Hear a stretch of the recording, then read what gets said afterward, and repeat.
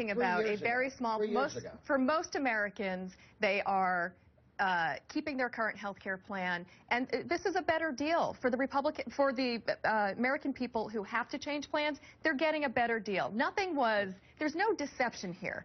The bottom line is that it was a talking point that got out of control. There was a rule and regulation that we passed right after Obamacare was signed into law that was heavily covered by the media and debated by Republicans.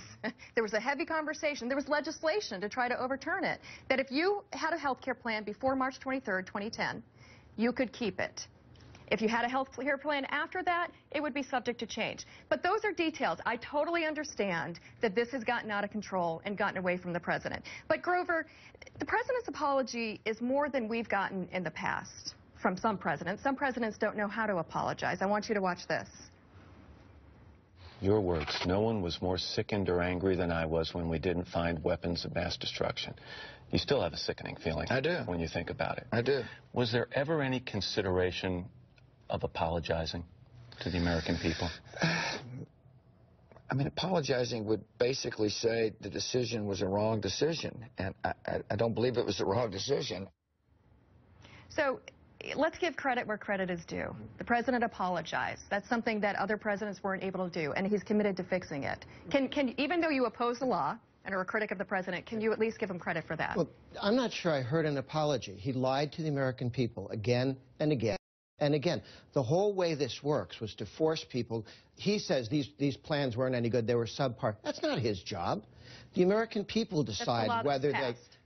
That's the law that was passed. Okay, but the point was the American people should be able to decide what kind of car they want, what kind of insurance they want, what services they want to buy. He doesn't get to come in. The whole reason we have the problem... One second. The reason we have the problem... Yes, it's a law which he passed, which was a lie from what he said. It was upheld by the Supreme Court. Okay, two things. It was passed all with Democrat votes, and let's remember here, who cares whether the president lied in this case? He's fibbed on a whole bunch of things. He got elected saying he wouldn't raise taxes on anyone in any way who earned less than $250,000 a year. It took him 16 days to break that promise, and he did it 8 times in Obamacare. Then he's not apologized for that lie, which he ran millions of dollars worth of ads about. So he's not in the business of telling the truth when he needs to. Second, he hasn't agreed to fix this. The Republicans have put forward legislation to fix it. He says, no, no, no, no. I'll change it the way I want to, not the way the American people want it. Let's talk about the legislation that's on the table to fix it. It actually doesn't fix the problem. It goes beyond the problem. It basically allows anybody to buy a plan that is a raw deal. Plans that won't be there when you get sick. That they want. That's the difference between Democrats and Republicans. You choose and you do what you want. Other people want to run their lives for them. But I think the analogy